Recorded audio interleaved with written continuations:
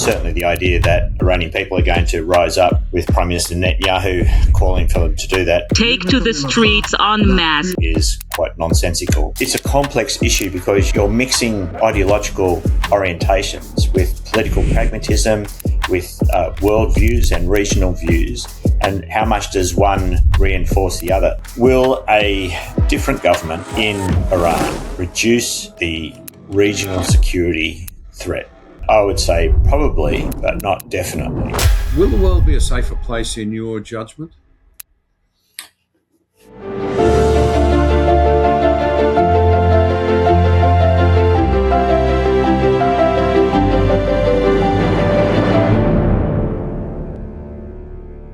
To help us unpack what's happening in the Middle East right now, Rodger Shanahan has a doctorate in Arab and Islamic studies from the University of Sydney.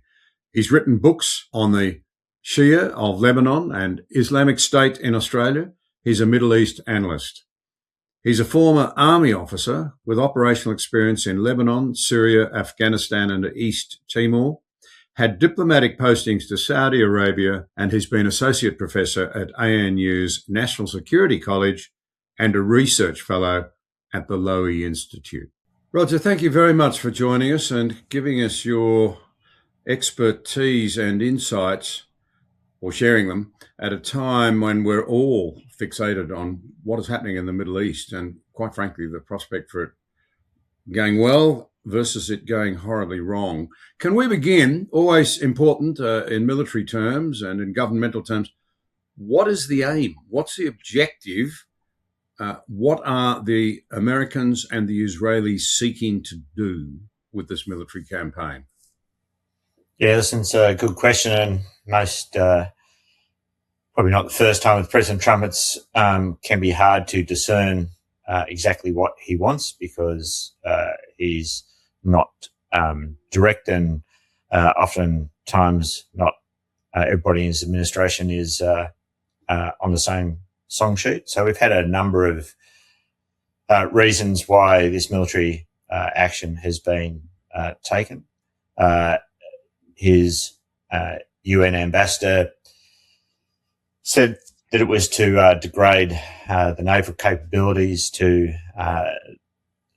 stop Iran from ever getting a nuclear capability, also to stop their ability to provide support to proxies and allies as well. But he never mentioned the regime change term. President Trump has cited an unnamed immediate threat to the United States, and also the nuclear issue. And also he finished his initial social media speech with a call for regime change. And Prime Minister Netanyahu has also gone on the last 24 hours to ask for the same thing, to urge the Iranians to rise up in the streets, and it's a once-in-a-generation opportunity to do that. So the language is quite similar because President Trump used that same term. So I think, and also given the types of targeting that we've seen, it's to degrade Iran's military capabilities, which have already been severely degraded, but ultimately to impose regime change in Iran. Imposing regime change is a very, very big escalation over and above taking military action to secure your own safety. I think we'd both agree. It's quite evident that the Iranian people, the population of that country's exploded over the last 47 years since the last revolution. It's now a big country. It would appear that a great majority of people there, or a very, very significant number of people at least, themselves want regime change. It has been a very ugly regime, I think it's fair to say. Yeah, listen, it's very difficult to tell what the Iranian people want. Is it regime change? Is it reform of the regime? They certainly want political change. But Iran is both a large and very diverse country, so we have to be very careful about making widespread claims or forecasts, what's apparent is that the current regime, its main aim is to maintain regime stability. It's been adverse to change, to societal or economic reforms, and the ability for President and Parliament to shape domestic direction of the country has become narrower and narrower. And we've seen that in a fall off in popular participation in parliamentary and presidential elections, which is probably the best barometer for what people truly want. The President of America, President Trump, has urged the Iranian people to take over the government once the US has finished its military campaign. He obviously is hoping for a rapid uprising. He'd have to be in order to, if you like, limit the amount of time and engagement and blood and resources that they have to spend on this campaign. He's calling for a revolution. I wonder how realistic that is. You've got no idea of where it might land. There are not many people now, I would have thought, in Iran who remember a different regime. They've been massively shaped by the one that they're in. There'll be very, very few people that you could identify who might be able to lead it forward, perhaps none that we can identify from outside. What do you think we can hope for at best in terms of a regime change that might be an improvement? Yeah, listen, that whole notion of regime change and popular uprising, it has a poor, in fact, really non-existent record of popular regime change after a large-scale air campaign waged by outside forces, and certainly the idea that Iranian people are going to rise up with Prime Minister Netanyahu calling for them to do that is quite nonsensical. And President Trump saying not no to Democrats, either of them. And also the people who are outside Iran, Reza Pahlavi and Mariam Rajavi, really are separated by the population on the street. You know, people who have suffered under the regime for decades don't really want outsiders to be imposed on them. People who really have no connection to the country, for, in case of Reza Pahlavi, for half a century, and really no justification for a leadership. So alternate leaders ideally need to come from within the people, but the regime is understanding of that, and they've been quite deliberate in ensuring any potential alternate centres of power don't grow, aren't allowed to have a basis of support. So we have a large pool of discontented people, but really no central figure within Iran who they can coalesce around, which is what the regime has deliberately done over the past decades of its rule. At the same time, we've seen, even with the killing of Ayatollah Khamenei, that the constitutional processes have been undertaken. So we've had the 3-person leadership council has been enacted, which is what's supposed to happen under constitutional provisions. And now the Assembly of Experts are supposed to gather as quickly as possible, according to the Constitution, to elect a new supreme leader. So that process is going on at the moment. The last thing the current regime wants is any kind of power vacuum for it to be filled. And so it wants to make a business as usual approach, that the regime is still in control and the security forces are still backing the regime, and that they're doing this while they and the rest of the Iranian people are under an extended air campaign. So I think probably the best that we can hope for in the interim is the same kind of structure of the Islamic Republic, perhaps with a more pragmatic leadership element to it, a weakened Revolutionary Guard Corps, and a potentially stronger, more pragmatic leadership group, but it's not going to change radically, I don't think. And there's no indications at the moment that there's any notion of a popular uprising. In fact, there have been large crowds mourning Ayatollah Khamenei in several Iranian cities. So it's very difficult to tell what's in people's hearts in Iran, particularly when you're under an extended air campaign. So I think we don't know where this is going yet, but at the moment, given that it's early days, the regime is structurally sound at the moment. Rodger, I'll come back to that in a moment. The regime change as one objective, degrading a great force for evil in the world, another. But before we do, and particularly since Bondi, I've been thinking a lot about, I think we've got a fundamental problem in the West. We're secularized to an extraordinary degree, more than any other society probably on earth. We don't understand our own, if you like, religious and cultural roots. How do we understand the sort of utterly determined radical Islamic belief system, I suppose you could say, or ideology that is so utterly, so completely determined to gain and tighten power, and then, as you say, to accept that death might be, likely, even desirable, it'll bring its own rewards, but you're so thorough as to set up, I hear from some quarters, an arrangement whereby each key post, there are 4 people lined up for each one of them to take over in case, one by one, they're all knocked off. This is an ideology that I think is incredibly hard for us to understand. Yeah, listen, I mean, there's a lot to unpack there. You also have to understand there's a whole range of religious ideological issues, secular nationalist issues, and pragmatic realpolitik issues that are all combined in Iranian decision-making. There's several centres of power. It reflects both religion, also cultural issues, also the history of the Islamic Republic.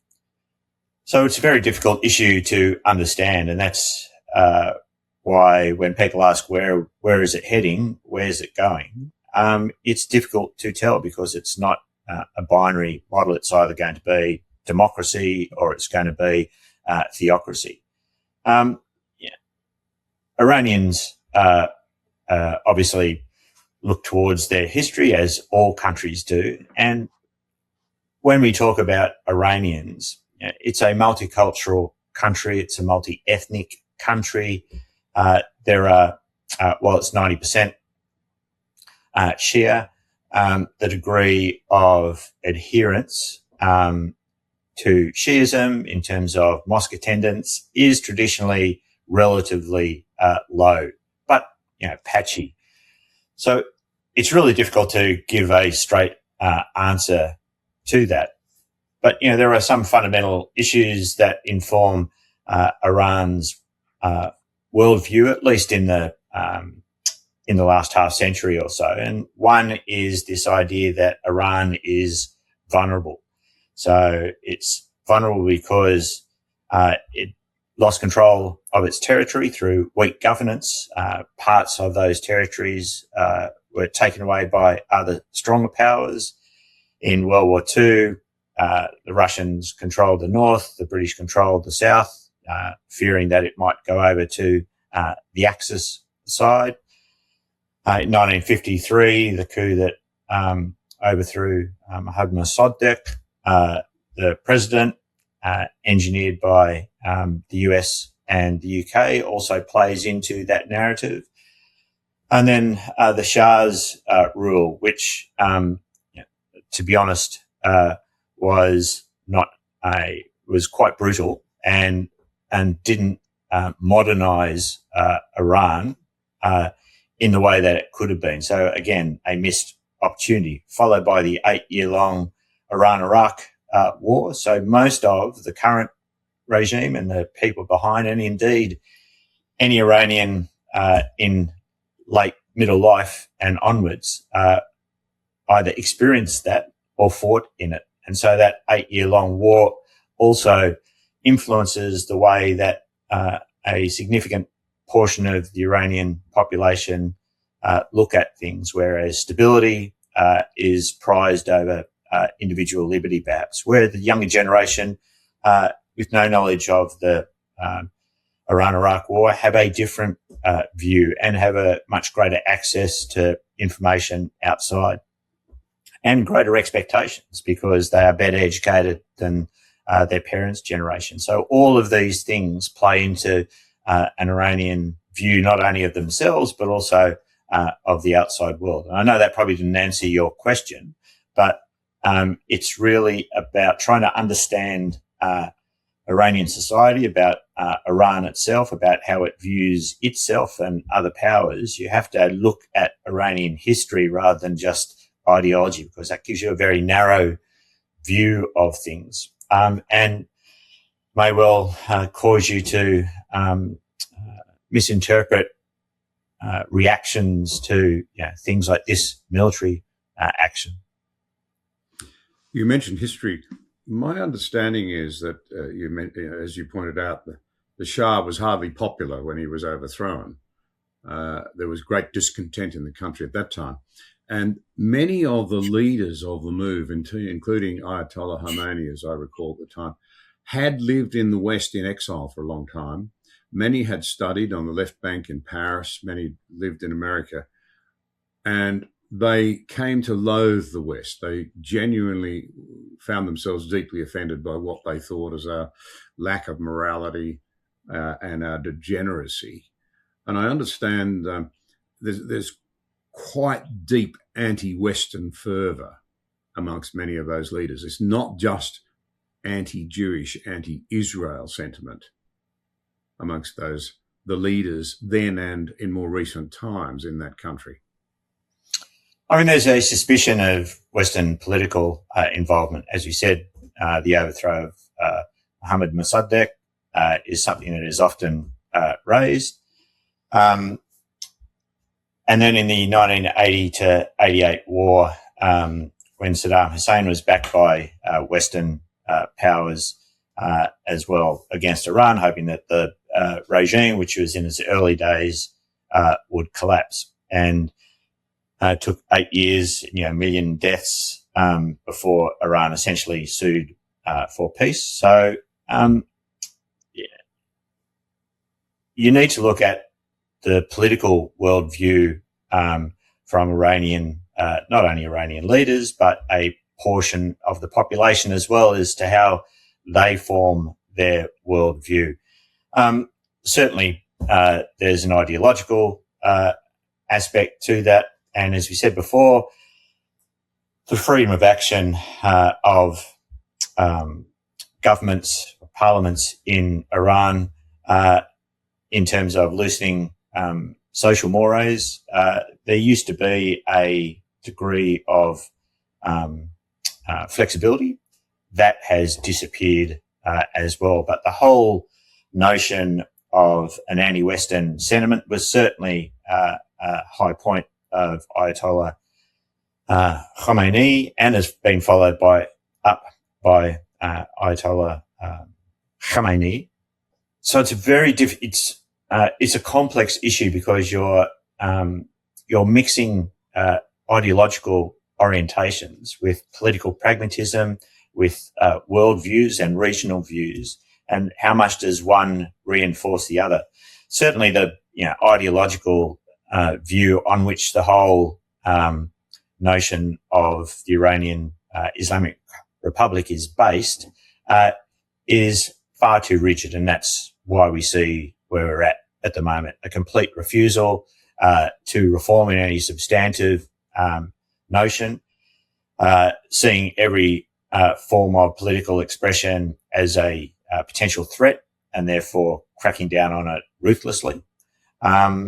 So don't get me wrong, it's a pretty odious regime, but it also uses real life historical experiences that appeal to certain sections of the Iranian population to reinforce its position. And like all kind of good propaganda narratives, it has a basis in fact as well.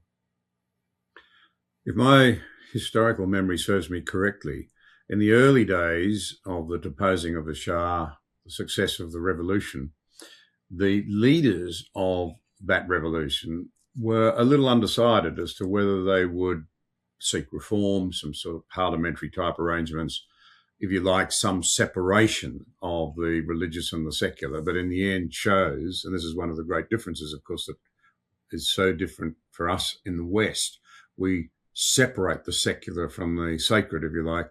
They don't, they merge the two, and they opted for a theocracy rather than a democracy. And that's one of the great issues, I think, that it's very hard for us to understand. Yeah, listen, it's a massively complex, and lots of Iranians don't understand it themselves. Let's be honest. And when the revolution happened, it was a much broader uprising against the Shah's rule, which was brutal. And there's if you go to Tehran, there's a museum which is essentially the Savak, the Shah era secret police prison, and it's quite shocking about the brutality in the Shah's regime. But so there was a coalescence of opposition to the Shah, leftists, secularists, Islamists, but the Islamists got the upper hand and essentially sidelined and then eventually did away with non-Islamist opposition. And you're right in terms of discussions about the Constitution. The idea of supreme leader wasn't what people signed up to in at the start of the revolution, and particularly leftists and secularists. And even when there was debate about the Constitution, one of the options was not the position of supreme leader, but a position of around three clerics as an oversight body, a strong executive president, but a clerical oversight body to make sure that legislation was in accordance with the Sharia. That all got circumvented by Ayatollah Khomeini, who centralized power, but also it gave practical expression to something that he had been writing about this governorship of the jurist, that only the most learned of and appropriately qualified scholar could lead an Islamic republic, because they were uniquely qualified to understand God's will on earth. So he had written about it. He was a highly regarded scholar himself, so he met the criteria for it, and he was the one who centralized rule around himself with a constitution and a much weaker executive. If we could switch our attention now to the sort of military aspects of this and what might happen, one question that comes to my mind is to what extent have the hostilities engaged in by Hamas and Hezbollah against Israel been driven by and made possible by Iranian funding? Yeah, listen, it's Hamas existed before Iran. Yeah, Hamas is Sunni.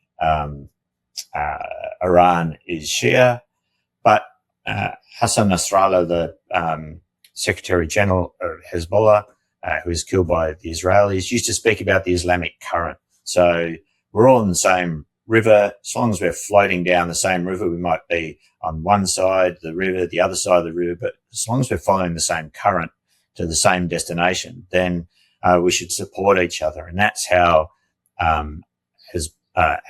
Iran saw an opportunity to support Hamas financially and technically. So, yes, they were enabled by Iran.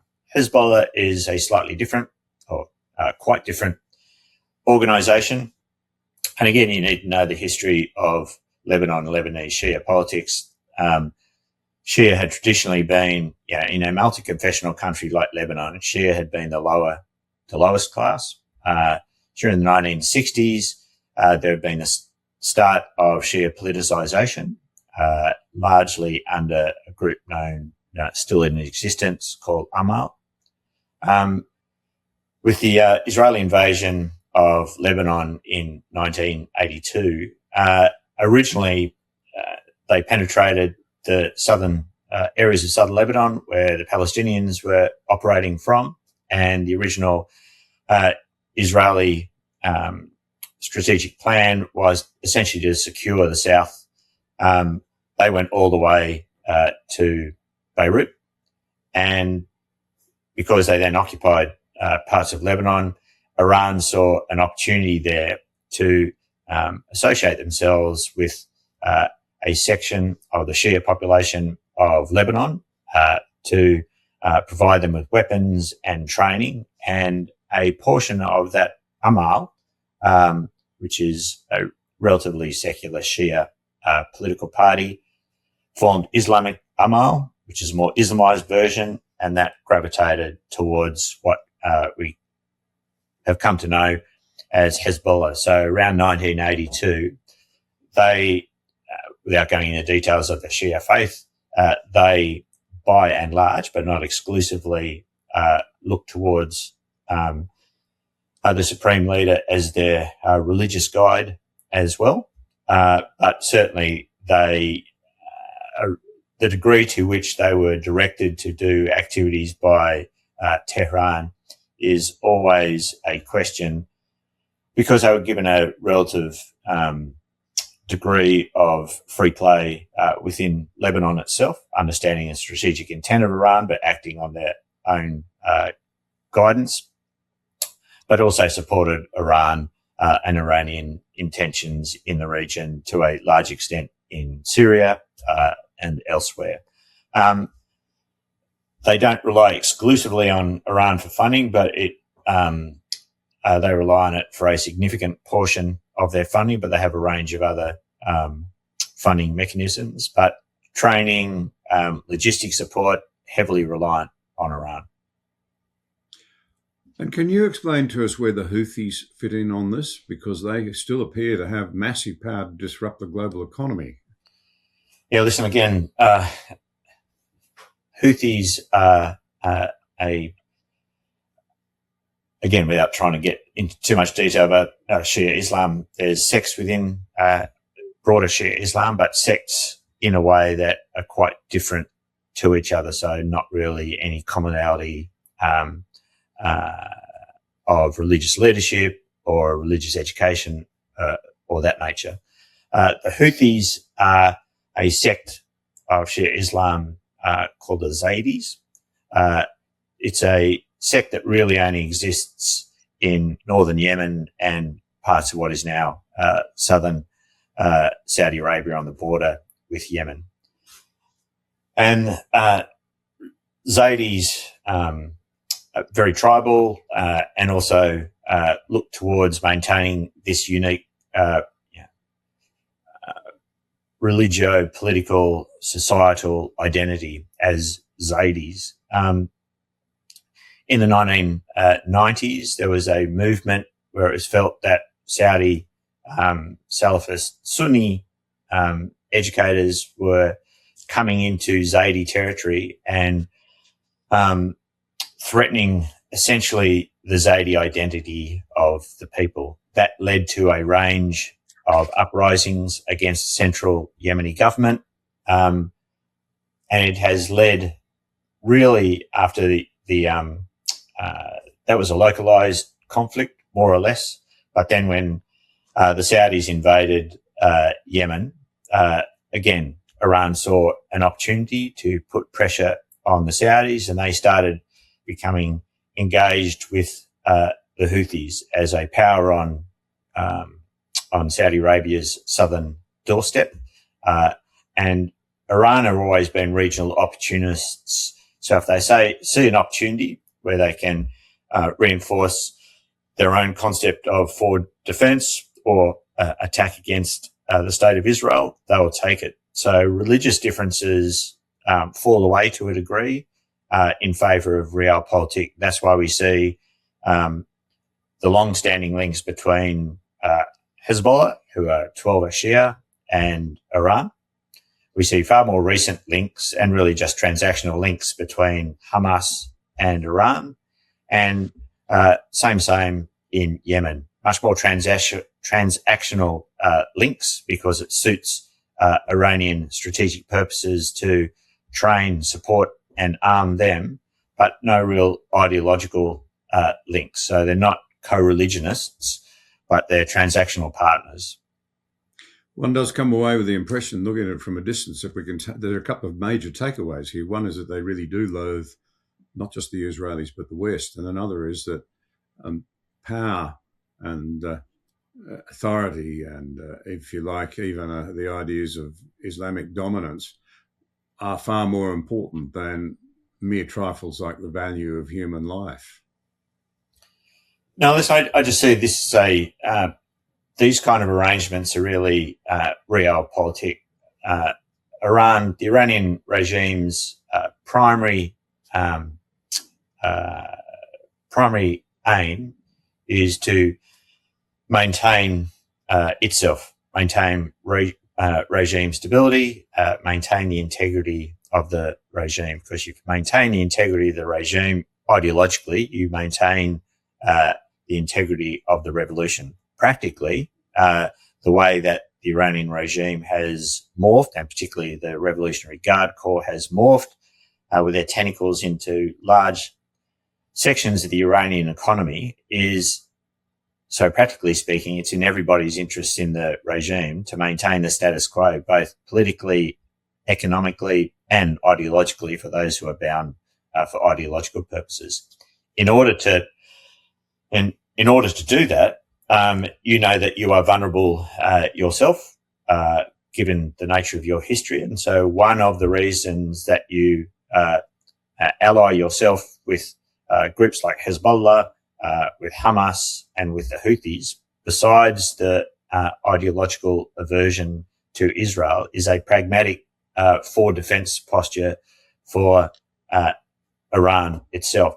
Rather fight away from your borders than fight within your borders. And the degradation of Hezbollah, of Hamas, of the Houthis to a lesser extent has meant that forward defense and the loss of Syria, that forward defense strategy has collapsed essentially. So it was a pragmatic assessment of how the Iranian regime would protect itself and at the same time fulfill an ideological desire against Israel. And that strategic paradigm has collapsed over the past 2 to 3 years. In some senses, if you talk pragmatism, it must have occurred to the leaders there that they were courting disaster, particularly after these stealth raids on their nuclear facilities. They've had their proxies seriously degraded. You've had the Americans intervene to try and halt their nuclear program. I'd be interested in your views on how successful they were, because they're now implying that the Americans doubted that, in fact, they had degraded that nuclear capability. They're listing it again as one of the reasons in various places for becoming involved. But surely the leadership, when 2 aircraft carriers and all of the accoutrements that go with them are lined up on your coast, poking the bear doesn't seem to have been very smart to me. Yeah, this is one of the major fault of the Iranian regime is that hierarchical nature of it, ideological based decision making, and the centralized authority means that they have made a number of gross strategic errors over the past 5 years, which has essentially weakened the regime itself. And part of that is, you've been in power for nearly half a century. You aren't subject to accountability by the population. In fact, you suppress the population's accountability. And so poor decision making, whether it be ideological based or simply pragmatically based because there's a lack of accountability, a lack of willingness to reform. You've been in power for so long that the people around you have become corrupted by their economic activity at the same time. All of those reasons, as well as ideological reasons, means that they have made an appalling series of strategic errors and decisions over the past 3 to 5 years, I would say. So you're a military man. In crude terms, one assumes that the Americans will achieve their objectives reasonably quickly. Their firepower is absolutely massive. The Iranians and their proxies are seriously degraded. We're told they've still got 2,000 missiles under their control, but they'll use those quite quickly, I would have thought.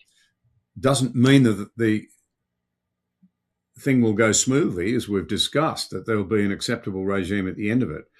But how do you assess it militarily? If I were an Iranian, I wouldn't be feeling very confident about our ability to withstand the Americans and the Israelis.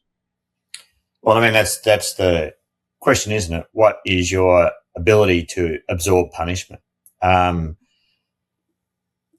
it's a good question. So, and a question we probably don't know the answer to at the moment. The US, in military jargon, you talk about dominating domains or having domain dominance. So the air domain, the land domain, the maritime domain, the information domain. And there is no effective Iranian Air Force. There's no effective Iranian Navy. They have air supremacy. There's no air defense. So the punishment that can be meted out to them is significant. The question then becomes, what can the Iranians absorb? And so when people say rise up against the corrupt, illegitimate regime, which is a rational thought that a person might have from the outside, if you're getting bombed by the Israelis and the US, and then there's issues of civilian casualties amongst the older generation, there's a remembrance that they stuck out 8 years of war against the Iraqis. There's widespread support for the mourning period for the previous supreme leader. These are all factors that we don't really understand, because you can't dominate the human domain because everybody's an individual. So for all those people who want to see the end of the regime because it's a corrupt regime, because it's a repressive regime, and they don't believe in the regime, there's also millions of people who do believe in the regime. There's also millions of people, or tens and hundreds of thousands of Revolutionary Guard Corps people who will go down with the ship. Who is going to dominate that debate? We'll see over the next couple of days. And then on top of that, we have a new regime, and we'll have a new supreme leader. Are they more pragmatists who think, well, we've got to have an accommodation to ensure the survival of the regime, remembering that the ultimate aim of the regime is survival, so their decision making will reflect that. So, it's that issue about how much punishment can Iran as a nation absorb, and that will be a different level for different people. And we see that in the way that Iran is conducting this campaign. So they've tried to expand it as far as possible by drawing in the Gulf Arab states, trying to impose a financial cost on them, and just sending, while there is an element of military mathematics about it in terms of how many ballistic missiles, how many rockets do the Iranians have versus how many interceptors and air defense missiles do the Americans or the Israelis have. Drone attacks can go on. You can manufacture drones quicker than you can dispatch them. So just sending a few drones closes down airspace, reduces the likelihood of people wanting to do business in your country. So you can keep up offensive action of some degree for quite some time. It might not be ballistic missiles or hypersonic missiles, but if it's just drones, then drones have a net effect as well. Much harder to destroy a drone capability than it is to destroy a ballistic missile capability. So we come back to that human domain. How much punishment will Iran as a nation be willing to absorb? We're only 48 hours into it. Bearing in mind they had 8 years of the Iran-Iraq War, and there's a massive museum in Tehran about it's called the Holy Resistance Museum, which is about the Iran-Iraq War and how it affected all Iranians. All school children go through that, like you would the war memorial in Australia. So Iran, and if you listen to some of the speeches from Iranian political leaders, it is about this ability of Iranians to, throughout the history, to absorb punishment from outsiders.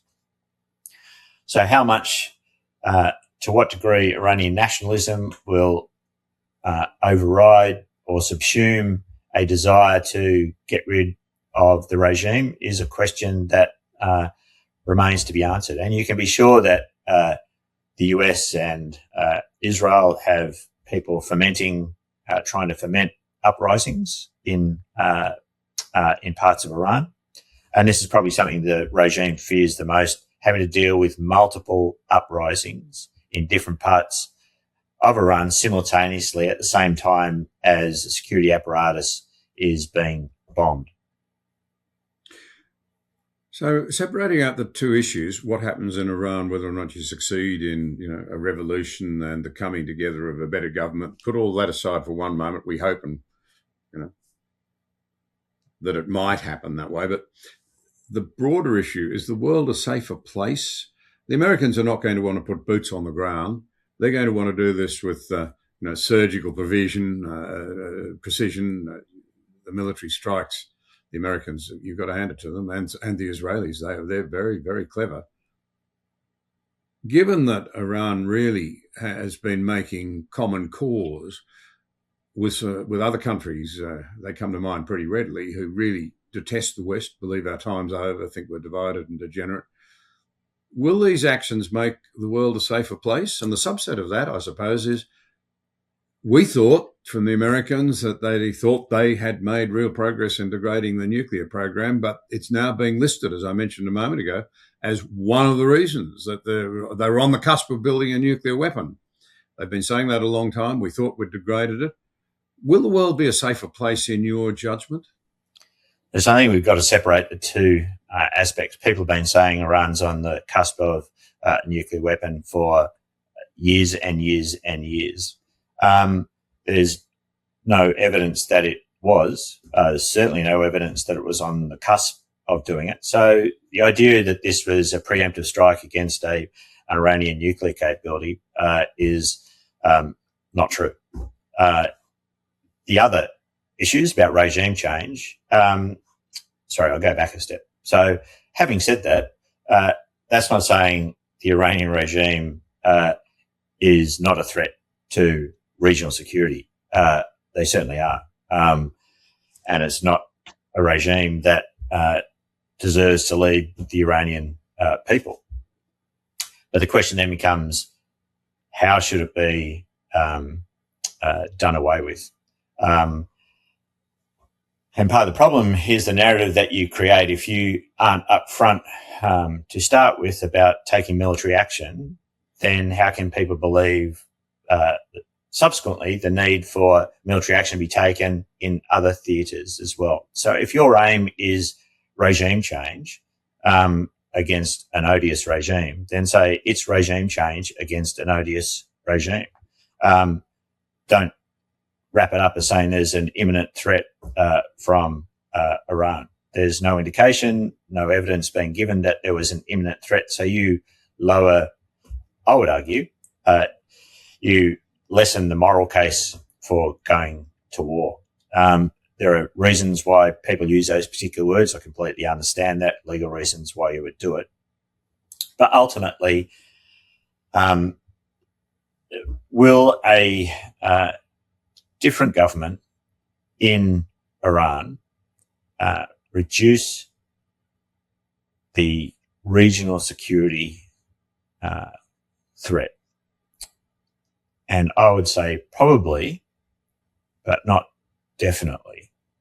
Unless you can guarantee the outcome, which you never can in military conflict, you have to be pretty clear in your strategic aims. There's the 10 principles of war. Number one is always selection and maintenance of the aim. So at the moment, we've got competing aims. So if your aim is regime change, everything else is subordinate to that. So just say your aim is regime change, and put your case as to why you are undertaking that action. So that's my take on it. And we talk about precision. There is no such thing as ultimate precision warfare. And in the information space, we've already seen claims about civilian casualties. That will happen in the friction of war. Not everything is clear cut. Target selection can go wrong. Target delivery can go wrong.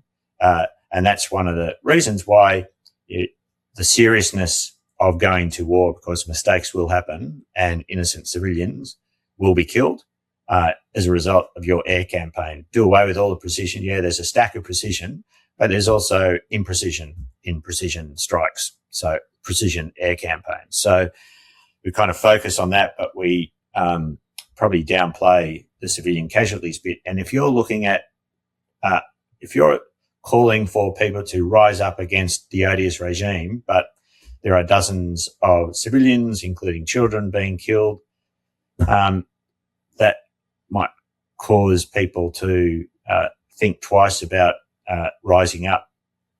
And perhaps your innate nationalist sentiment for a period of time rises up. I mean, I'm not being pessimistic, and I'm not in any way, shape or form saying that this is a regime that is not a threat to security. But my argument is advise people what your aim is, because people are being put in harm's way and people are being killed for this. If you say you want regime change, then say that's the aim, strategic aim of this military campaign, and then say what you envisage as the alternate, saying we want regime change and we're going to bomb people, and you people now rise up and take over. That kind of, there's a lot of room to move in that kind of claim, and it's very difficult to achieve that aim. So what we're probably going to achieve is a different variation of the same regime. Well, that in itself is depressing. Nonetheless, a couple of questions as we draw in alongside the dock and give you time to go and do something else. The first is, in a very unstable world, the Americans are investing a lot of firepower, and it's coming out of real budgetary constraints from the American US military. They've given a lot of hardware and support to the Ukrainians in their brave struggle against the Russians. This is an unstable world. What might other regimes be thinking about? The Americans are distracted. They're using a lot of their resources. A lot of the rest of the world, free world, is not really stepping up to do their bit, and I would include Australia in that. Is there a worry that America will be, if you like, weakening itself through the use of a lot of materials and armaments in this process? I'd probably say two things. One, well, it's a war of choice, this one. So we assume you and your military planners have factored in that ability, that you've had to draw assets away from other theatres to reinforce the main effort in this theatre. So we assume that while they might be stretched, they're still capable of doing it. Their peer competitors, if you call Russia a peer competitor, they're bogged down in Ukraine, so that's not necessarily a threat. And China, there's no indication that anything really is happening there, to the best of my knowledge. And the one military that is probably capable of fighting simultaneously in two theatres, although, as we've seen in Afghanistan and Iraq, they're extremely stretched to do so, is the United States. And I suppose they could argue that while they deployed two carrier battle groups, they've also, this is dominated by an air campaign. Air assets are much easier to move than maritime or land assets, so you can reposition air forces much more quickly than you can with other forces. So if you had to come to a contingency elsewhere, you could probably risk manage it in the short term. And that raises the final and I think very important question. We all understand why many people are worried about our alliance with America because of their concerns about the rather erratic behaviour of their president, etc., etc., etc. But I'm concerned that we're taking our eyes off the alliance. We've recently had the Canadian Prime Minister, Mark Carney, express the view that the rules-based order is over. Well, the rules-based order really that's applied since 1945 has been one, let's be blunt about it, where the Americans have dominated. It's been their rules-based order. It's been their construct. And now, A, they seem to be weakening in their ability and desire to maintain their role as a global policeman. And B, other powers are rising very rapidly. We're returning to a multipolar world that looks a bit like the late 19th century to me. And this is concerning.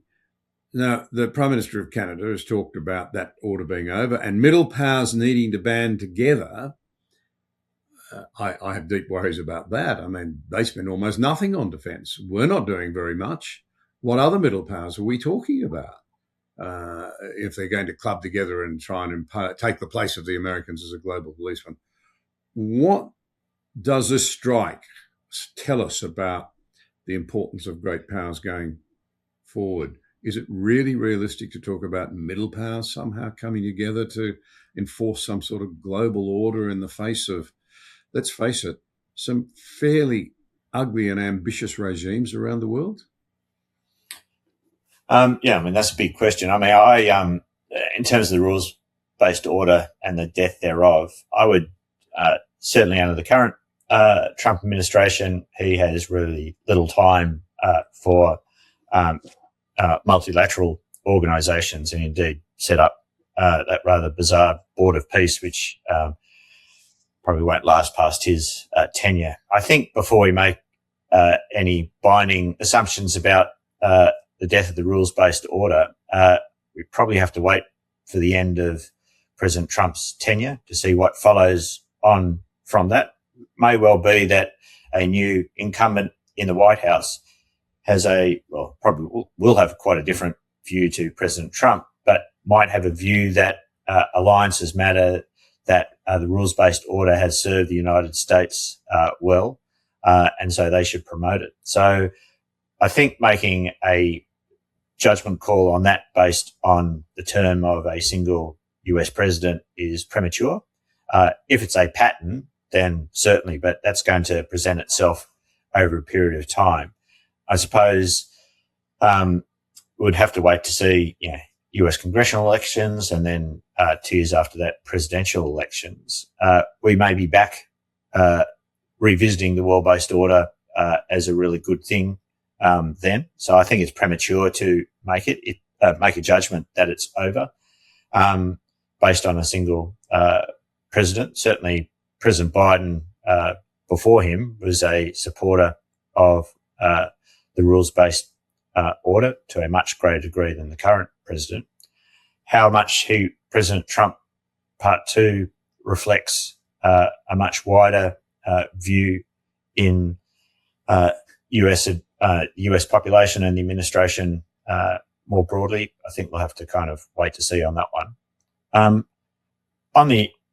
And I suppose the concerning issue is, and it's a reflection of President Trump, the US president has enormous military capabilities at their disposal. President Trump believes himself to be a transactional president. You're either on the bus or you're off the bus. It'll be interesting to see what comes out of this current campaign. air campaign against Iran and what results at the end of it, and what President Trump will say at the end of it, whether it's kind of mission accomplished, whereas in reality we killed a lot of the senior leadership of Iran, and we've got a different version of the same structure. That having been said, I don't entirely discount that might be a acceptable outcome. A new generation of leadership under the same structure could undertake a number of reforms that satisfy the Iranian people and also reduce the regional risk from Iranian foreign policy. That's a big call, but it's a possibility. And so again, we can't make a determination on whether this bilateral use of force, the aims that it achieves will fall far short of what the mismatch of aims that President Trump put forward, but does it produce a net better outcome than that which preceded it? That might be what they have to satisfy themselves with. So it may well, again, show the limitations of military power and reinforce of unilateral or bilateral military power and reinforce the need for multilateral agency. So we might go back to the rules-based order because we've seen the limitations of unilateral use of force. Well, Rodger, you've helped us unpack a lot. Calm, measured examination of the issues is, I have to say, quite sobering. But in an age when people draw silly and radical and ill-informed opinions about what's likely to happen, you've helped us understand the complexity of it with your past knowledge and experience. Thank you very much indeed. Yeah, listen, thanks, John. Thanks for having me. And as I said, it's Iran, like many other countries, is a complex beast. And I think people have to understand that, but perhaps people don't have time for complexity these days. Our future may depend upon us shaking ourselves up a bit. Thanks very much. Okay, thanks, John.